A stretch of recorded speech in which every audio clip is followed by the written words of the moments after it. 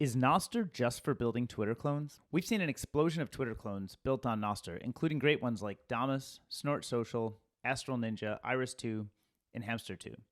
This may lead a casual observer to conclude that Nostr is somehow a protocol for building Twitter clones.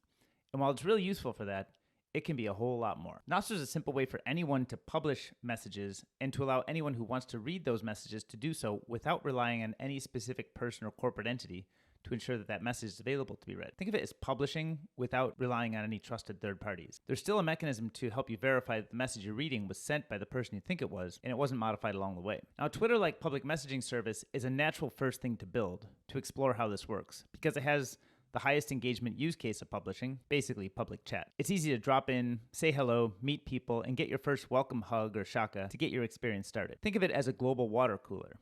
Just because it's a great starting point doesn't mean that it exhausts all possibilities of what can be done with this new protocol. There are a few other demo use cases people built to show how you can use Nostr primitive to build other types of services like chess, a Telegram-like messenger, and a Reddit-like community forum.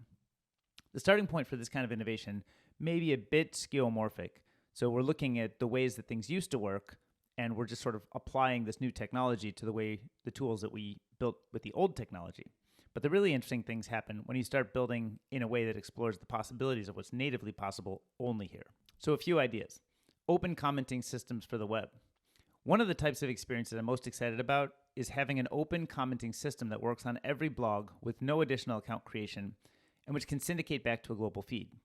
This has been tried and failed many times before, and I'd attribute it mostly to the activation energy required to participate being too high. With an open feed system and portable identities, which can be used on any website, this kind of thing may flourish now. There's a project called Wallet Scrutiny, which has started experimenting with this idea of incorporating Nostr to run an open commenting system.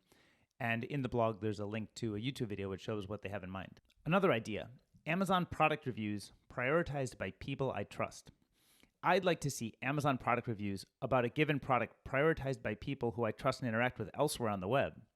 In fact, if I knew that people who follow me would have access to my reviews when considering a purchase, I would write more of them. I also love it if I stumbled upon a great review of a product I'm considering, and I could dig around and see what else that person is doing across the web. Maybe other products they like within a similar taste profile, maybe articles that they've read or written or shared that may be relevant. I don't think Amazon would build this in the near term, but maybe someone else would build a place to visit to get this view of the information, maybe a browser extension to begin with. Again, the lower activation energy here may actually enable it to work this time. Another idea I'm really passionate about, and I've talked about a lot here, is Nostr Search. So as information gets published in this new way, we end up with a bunch of important new signals to consider for search quality. One is an open follower graph and the implied trust graph that overlays that. And two is scarce value attachment from anyone to anyone, so lightning and zaps, with a transference of some topic-specific trust signal. These are two new signals that could profoundly impact how search works on the web. Because I'm so passionate about it, I've begun a series of discussions on the topic, and I've got links to the first one of those below. Universal messaging is another idea that I'm really excited about. So each of the big private messengers offer roughly the same features, but each network is disconnected from the others to serve the needs of their corporate owners. Those needs are basically, number one, sell more devices, or number two, serve more ads. But the ideal user experience would be to allow me to message my contacts regardless of the messaging experiences that they've chosen. We can finally have a global, interoperable messaging network on the internet. So many messaging UXs could be unified, and users could opt for UXs they prefer, regardless of the preferences of their messaging counterparties.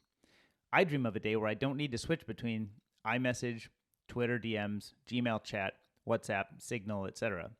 In fact, I could imagine a view where I have more control over UXs that prioritize notifications in new ways that I want, in which case I could almost imagine opting to have Slack and Discord DMs roll into that same experience. Another idea that's been tried and failed so many times but may possibly work this time is fixing email spam. If we build universal messaging, we're really only one step away from reinventing what we consider for our email-like experiences. Of course, email was invented long before we had invented digital scarcity, so it grew up and re-centralized before we could add payments as a signal into those interfaces. But the payment signal could be really helpful for reducing or eliminating spam. What else? I don't know. I fell in love with the internet as a kid, and I've carried that love with me my whole life. I'm excited about the opportunity to reinvent many of the basic services of the internet, which were built for a different era, and to invent totally new experiences which we couldn't even imagine before. If we rethink the web with the web page and the data decoupled, and digital scarcity and free payments as a new primitive we can now build with, we open up an entirely new design space. The Twitter clones are great, and I use them daily, but I can't wait to see what we build next. Reach out if you're building something new, or if you just want to brainstorm on what might be doable. I'd love to help.